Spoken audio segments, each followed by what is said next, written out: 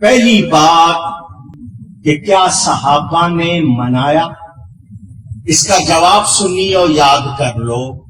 ان سے پوچھنا کہ قرآن میں، حدیث میں، فقہ کی کسی کتاب میں یا تمہارے ملا کی کسی کتاب میں یہ قانون لکھا ہوا ہے کہ وہی کام کرنا ہے جو صحابی نے کیا. اگر یہ قانون ہے، دلیل ہے تمہاری کہ وہی کام کرنا ہے جو صحابی نے کیا، دوسرا نہیں کیا جا سکتا، تو یہ کسی کتاب میں لکھا ہوا دکھاؤ. قرآن میں دکھا دو، حدیث میں دکھا دو، فقہ کی کتابوں میں دکھا دو. نہیں تم اپنے ملا کی کتاب میں دکھا دو. مگر نہیں دکھا سکتے کیونکہ یہ کوئی قانون اونچی تو جب یہ قانون یا دلیل نہیں ہے تو میلاد کے موقع پر پیش کرنے کی ضرورت کیوں آئی؟ کیا صحابہ نے حج کے سوا کوئی اجتماع کیا؟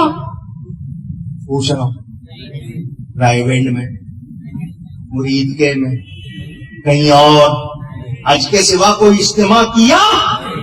سیرت النبی کے جلسے کیے؟ یہ جس طرح تم لوگوں نے مدرسے بنائے ہوئے اس طرح کے مدرسے صحابہ نے بنائے؟ حدیث کی کتابیں اس طرح، فقہ کی کتابیں ان میں باب لگے ہوئے یہ صحابہ نے کیے؟ قرآن کریم جس طرح آج چھپا ہوا رنگین کاغذ پر، چکنے کاغذ پر ملتا ہے، کیا صحابہ کے زمانے میں ایسا تھا؟ اس پہ زیر زبریں تھیں، رکوع لگے ہوئے تھے؟ یہ سارے کام صحابیوں نے نہیں کیے. دستار بندی کے جلسے، ختم بخاری، ریلی نکالنا، یہ صحابیوں نے کیے. اپنے دارالعلوم کا 100 سالہ اور 20 سال کے بعد 150 سالہ جشن منانا گنتی بھی نہیں آتی. 1980 میں 100 سالہ اور 20 سال کے بعد 150 سالہ جس وقت بنایا تھا، میں نے فوراً ان کا گھیراؤ کیا. فوراً میں نے حقائق نامہ دارالعلوم دیوبند لکھا، فوراً پیش کیا. اس کے اگلے سال لکھا ہوا 135 سال کچھ پہلے 150 منا چکے ہو، نیچے آئے ہو یا؟ اچھا، مجھے بہت خوشی ہوئی جب انہوں نے 100 سالہ جشن منایا، تو مجھے بہت خوشی ہوئی. لوگ کہنے لگے کیوں خوش ہو رہا ہے؟ میں نے کہا 2 وجہ ہے.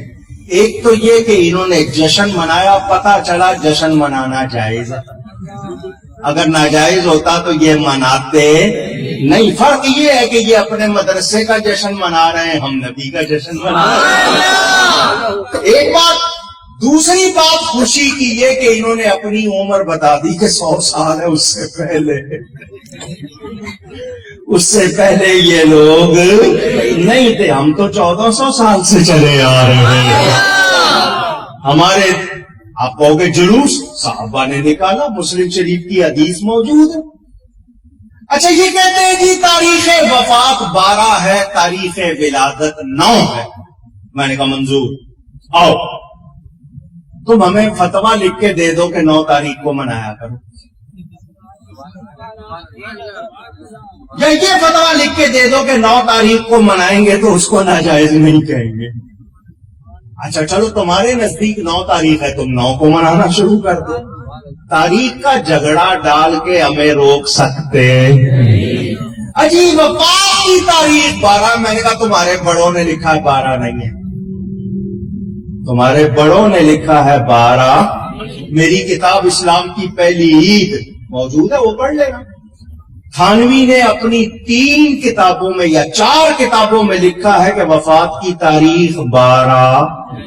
نشر الطیب میں لکھا، فتاوی امدادیہ میں لکھا، حفاظات یومیہ میں لکھا، ابوالکلام آزاد نے لکھا. شبلی نعمانی نے سیرت النبی میں 3 صفحے جدول بنائی، ثابت کیا کہ 12 تاریخ وفات کی. پہلے اپنے گھر میں طے کر لو، ہم سے بعد میں لڑنا. زندہ باد. کہتے ہیں وہ وفات کی تاریخ ہے، تم نبی کا جشن مناتے ہو وفات کے موقع پر، کیا تمہیں وفات کی خوشی ہے؟ میں نے کہا ایسا جواب دوں گا دانت کھٹے ہو جائیں گے. کیا جواب ہے؟ وفات کا جشن وہ منائے جس کے مر گئے، میرا نبی تو زندہ ہے. اور حیاتی مماتی تو ان میں بھی ہیں، آپ کو شاید پتا نہیں ہے، ان میں بھی حیاتی مماتی، جو حیاتی ہیں وہ مماتی کو کافر کہتے ہیں، جو مماتی ہیں وہ حیاتی کو، ان میں بھی ہیں، آپ کو پتا نہیں ہے۔ ہاں یہ بڑا مسئلہ ہے، ہم بھید جانتے نا، اسی لیے ہمارے پاس آتے سنی کو پکڑتے، سیدھے سادے سنی کو، ادھر دیکھنا 12 تاریخ وفات کی تھی، حضرت فاطمہ رو رہی تھی، صحابہ کا غم سے برا حال تھا، تو نے قمقمے لگائے، وہ سادہ آدمی ڈر جاتا، بیچارے کو پتا ہمت ہے تو میرے سامنے آنا، ماں کا دودھ دیا ہے